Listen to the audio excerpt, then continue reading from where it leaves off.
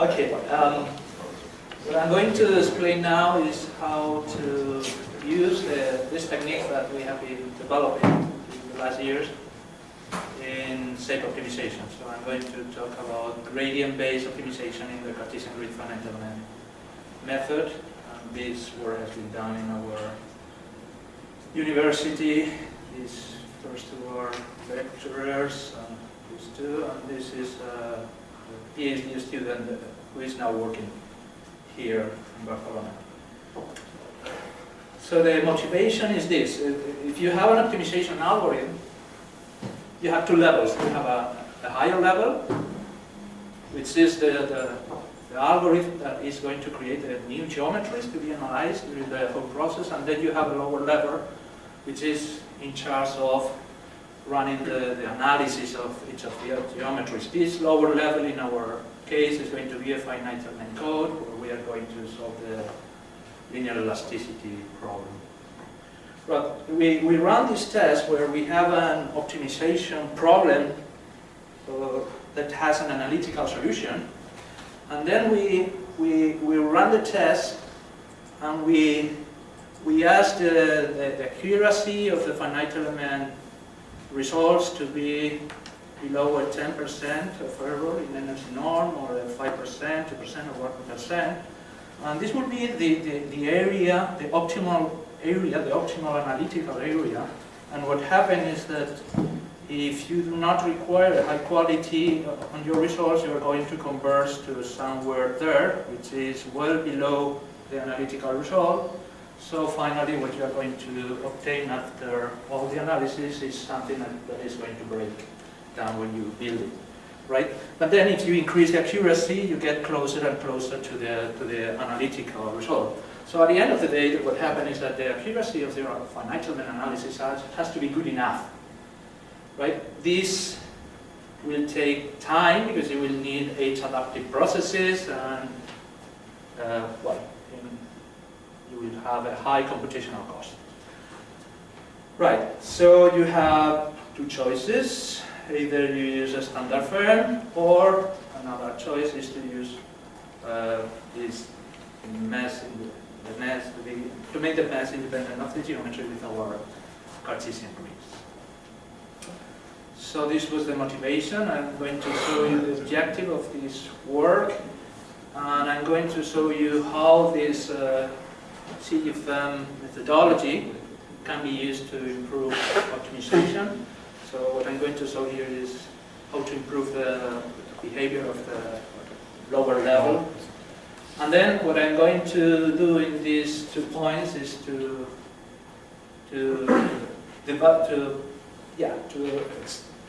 extend the shape sensitivity analysis, which is required for gradient-based optimization, to the Cartesian grid framework.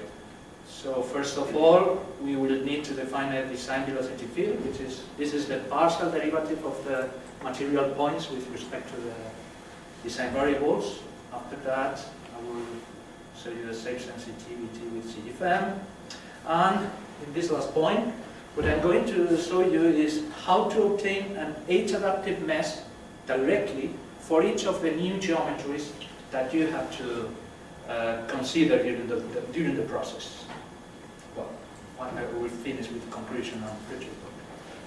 So regarding the objective, our objective is to improve the efficiency of gradient-based optimization algorithms. We're going to use a quasi-Newton method using CGFM, and what we are going to do is use the hierarchical data structure of our code to improve the efficiency of the lower level of the optimization algorithm. We are going to develop the shape sensitivity analysis methodology for CGFM, and we are going to develop this methodology to directly obtain age-adaptive meshes. So how can we improve the optimization algorithm with Cartesian grids? Well, there is something which is very easily done with these Cartesian grids. That is, when you are considering this geometry and you refine the mesh, obviously all this yellow area corresponds to elements that are fully located in the interior of the domain. So I will evaluate one of them, and I directly have the stiffness matrix of all the elements that are fully placed in the interior of the domain. Right, and then what happened is that I have evaluated these elements along the boundary, and you see that when you refine the mesh, there are some elements that were already evaluated here, like this one. All these blue elements here were already evaluated in the previous mesh of the geometry. So we can easily pass this information to this new mesh. That is what we call the vertical sharing, which is quite clear, I think. Well, the other thing, which is a further step, is can I exchange information between different geometries? And the answer is yes. The only thing you have to do is to keep all your geometries within the same embedding domain. In this case, it was easy because we were only modifying this inner part of this dam, right? So the thing is that the optimization algorithm wants to improve the definition of this internal boundary, but all these external boundaries are going to be maintained. So as I'm using the same embedding domain for this geometry and for this geometry, you will soon realize that all these green elements that are placed along boundaries that are not going to move were already evaluated here. So at the end of the day, the only stiffness matrices that I have to evaluate for this new geometry are the elements in white. So I reduce quite a lot the computational cost. Right, another thing we can easily do is to create what we call a nested domain decomposition.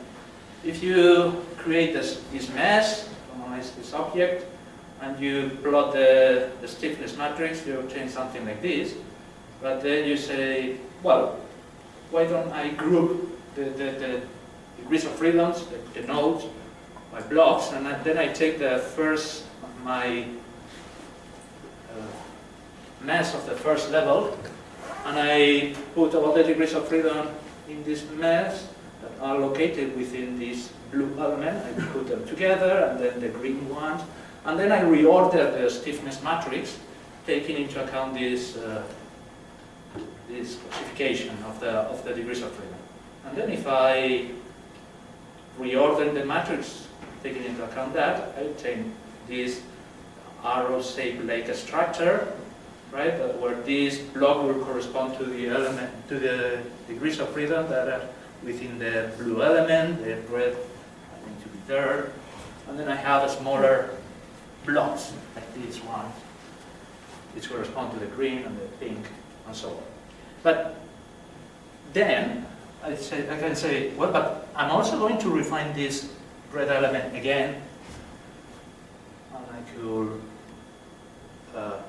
code all the nodes taking that into account, and I can do that recursively. And if I take into account all these nested decompositions that I'm able to create, what I obtain is a stiffness matrix which has an arrow-shaped like a structure, but nested, because you see in each of these blocks are also reordered, and you can have the structures like this. So this is a zoom of this area. So you know that when you reorder the system of equation properly, then you improve the efficiency of the solver. We have compared our reordering technique with a standard reordering technique implemented in MATLAB, this AMD, CMAMD, and Core AMD. These techniques for reordering implemented in MATLAB are iterative, and if we take a look at the time to create the reordering, the techniques implemented in MATLAB are having a higher computational cost than our technique, which is the one in blue. And at the end of the day, we obtain a speed up with our technique, which is considerable. You see that we have a speed up of about 5 or 10 to the 5 degrees of freedom. whereas which compared to the other reordering techniques represent a high improvement in the computational cost. What is happening here is that the reordering that we are creating is based on the topology of the mess, and this improves quite a lot the behavior. Right. Now, for shape sensitivity analysis, for gradient-based sensitivity analysis, I need the gradients of the solution with respect to the design variables. And one of the things I'm going to need is the so-called design velocity field. This design velocity field is the partial derivative of the position of the nodes of any material point with respect to the variation of the design variables, the variables that define the geometry. So I have to evaluate this design velocity field. The first thing we have to do is to evaluate the design velocity field on the boundary of my domain, and later I will have to evaluate it in the interior of the domain. Right. We are considering NURBs to define our geometries. So what we have is the NURBS definition of the surface, which is a mapping between this parametric space to the physical space. Right. What we are going to consider is not only non-trimmed surfaces like this. We can easily map this parametric space into the physical space representing this area, or even to the curved surface. But we are also going to consider trimmed surfaces. The CAD models are most of the time going to represent this side of this cylinder using a trimmed surface. So we are going to consider both cases.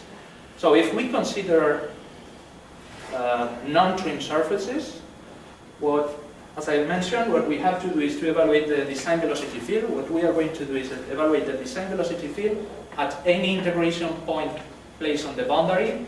And to do this, what I'm going to do is to evaluate this mapping with a certain geometry given by my parameters, by the parameters that define the geometry, which are A, and then I'm going to create a perturbation of these parameters, and then I'm going to use simply this equation to evaluate this partial derivative. And the problem comes when you use trimmed surfaces. The thing is that when you modify the parameters A that define the geometry, you might not be changing the mapping, but only the curves, the trims, but only the curves that are trimming the surface. So I cannot do as I mentioned before. So this will be, for example, one case. Imagine that I have this initial geometry. This is in the parametric space, and this is in the physical space. The projection of the parametric space into the physical space is this, and then I use these trimming curves to define this geometry. So I would like to evaluate this velocity field for that point when I change the values, the A values that define the geometry. Well, it can happen something like this. My design variables just modify the trimming curves, but do not modify the parametric space. You see that I have exactly the same parametric space in that case and in that case. Well, what happened is that actually I would like to go from this plot to this plot. I would like to have a mapping between this point and another point that should be located here, right? But as the mapping is exactly the same for this geometry and this geometry, what I will obtain is that the point is maintained in the same place. So how do I evaluate this design velocity field? What we propose is to run a finite element analysis on this geometry, right? So we are going to impose the displacements on the boundary, solve a finite element analysis with a mess that was already created during the intersection process of the nerves with the Cartesian grid, I solve a finite element problem, and I evaluate this finite element in this finite element problem that I solve. I impose the displacement on the boundary that will give me this geometry. When I solve the problem, what I have is also that the interior points are going to move. Then I will go from this point, and instead of going to this point, what I'm going to obtain is this point. So this will give me, a process like this will give me the velocity field at any point on the boundary. What about the interior of the domain? Well, we have to take into account that if we, for example, modify the radius of this circle, this is only going to modify, this is only going to affect the elements in green, because the rest of the element, this one in white, are not going to be modified. You see that as we keep the Cartesian grid, these elements are not going to be modified. So what we are going to say is that all nodes in the interior, at all nodes in the interior of the domain, the velocity field is going to be 0. What I have to do, so I have a velocity field here which is 0. What I have to do is to evaluate the velocity field at the exterior points, or the exterior nodes, so that I obtain the right velocity field on the boundary. Right? So to do this, we use a physical approach proposed in the past by Melengundu, which just considers the velocity field as equivalent to a displacement field. So what I'm going to do is to evaluate what are the displacements, the velocity field that is going to be at the external nodes, so that I obtain the velocity field, the right velocity field on the boundaries. Right. Regarding the section, once we have the design velocity field defined, I have to run the shape sensitivity analysis. So the idea is this. In the finite element analysis, we solve a system of equations like this. In this case, we have K. These are the standard terms: stiffness matrix, the unknown displacements, and the equivalent force of nodes due to volume force and tractions. Now, because of our formulation, we are going to have also this term. We are going to have this term which is due to non-homogeneous difficult boundary condition, and these green terms which are due to the stabilization terms. So this is what we solve. When we run the shape sensitivity analysis, we have to evaluate the partial derivative of this equation with respect to my design variable, and I obtain something like this. And solving the shape sensitivity analysis means to solve this system of equation where these are my unknowns, the partial derivatives of the displacement with respect to the design variables. From there I can evaluate the partial derivatives of stresses on whatever other magnitude. And to solve this problem I have to evaluate all these partial derivatives. I'm only going to talk about these two just a bit. This is the partial derivative of the stiffness matrix with respect to the design variable. This is the standard shape sensitivity equation that was developed a long time ago, and just I want to show you that this term and this partial derivative of the Jacobian are going to finally depend on the design velocity field that was already evaluated. There is also the derivative of the stabilization term, and this is the derivative of this term, and well, this is a function of the design velocity field, and then I have to evaluate the partial derivative of this stabilization term here. So I have to evaluate this. Remember that we were using the recovered stress field. Well, what I will need is to evaluate this, I know that the partial derivatives of stresses are evaluated like this, then the recovered terms is evaluated using the superconvergent recovery technique over this definition. I can evaluate more derivatives. I can evaluate the derivative of volume. Volume is going to be my objective function in general, so this is easy. And then for the creation of H-adapted meshes, I'm going to use a projection technique. So I will need to project the error estimation and the energy norm. So I'm going to evaluate also the derivative of the error estimation in energy norm. And this was done time ago. You obtain, this is the extension to shape sensitivity analysis of the Sienkiewicz and Su error estimator, where we have here the recovered stress field, and then we have here new fields, like the partial derivative of the stresses with respect to the design variable. So all this can be evaluated. For the energy norm, we can also evaluate it. And then, let's see how this evaluation of sensitivities works. This is a nice example. This is a plate, an infinite plate with a sequence of cracks. We want to evaluate the stress intensity factor in this problem. This is a nice problem because this has an exact solution for the stress intensity factor.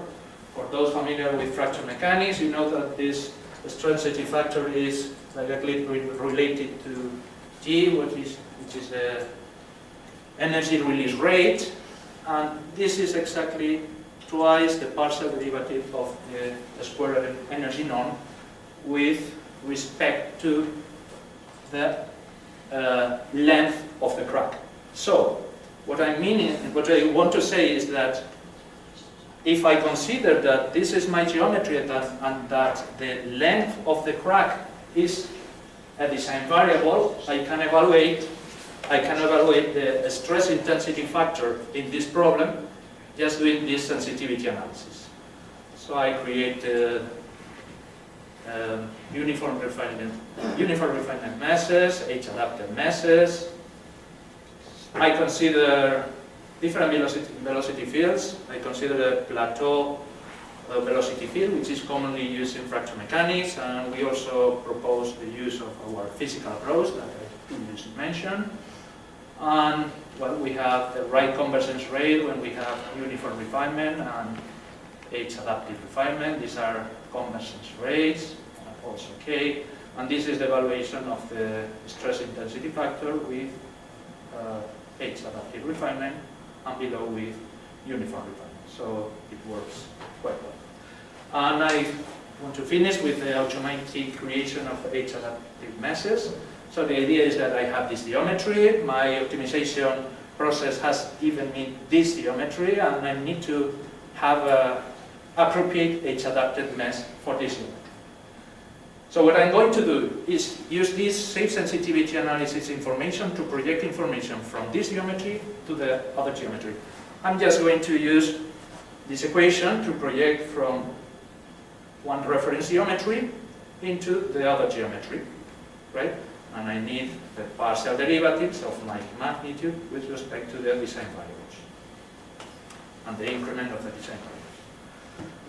So I can project what I'm going to do is to project all the information required to create a new mesh, a new H-adapted mesh. The first information you need is that you need to project the nodal coordinates. So I can use this equation to go from this geometry to this. So this will represent a mapping from this geometry into this new geometry.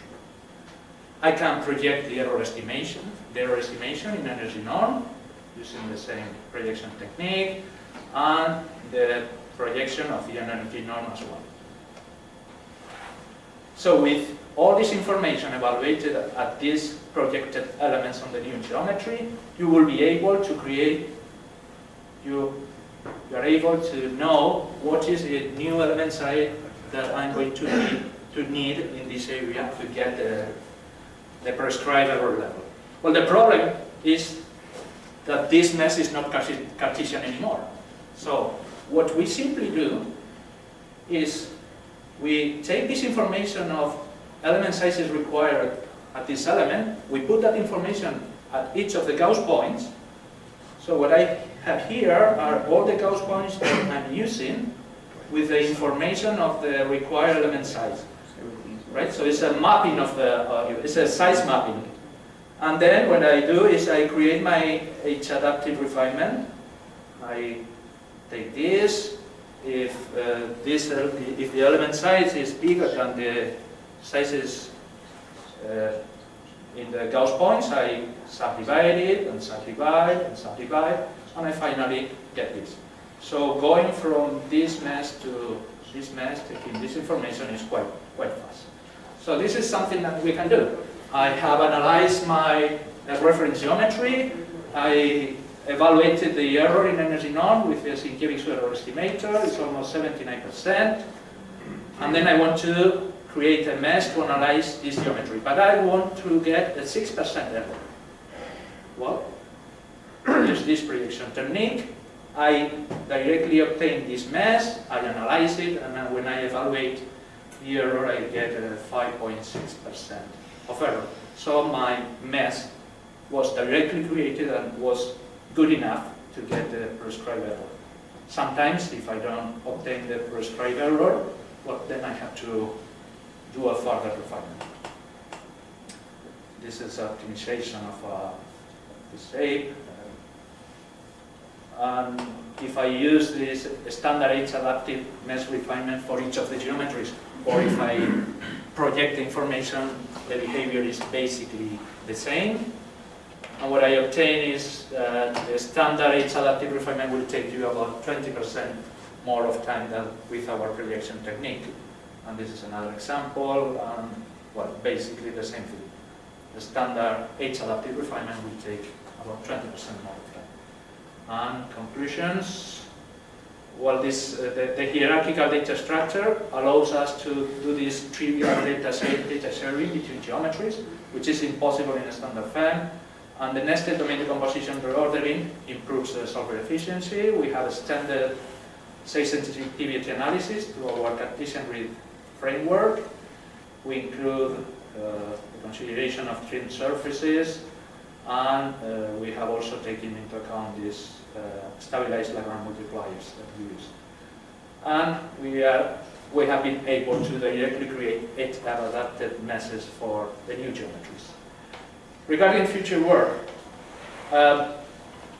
we just used the reordering of the degrees of freedom. We want to go further, obviously. We want to use multi-grid, domain decomposition techniques, and even nested domain decomposition techniques to solve the system of equations. We want to extend this to evolutionary optimization algorithm, and we also want to use surrogate models like neural networks or POD or machine learning techniques to improve the efficiency of the optimization. And this finishes the presentation. Thank you.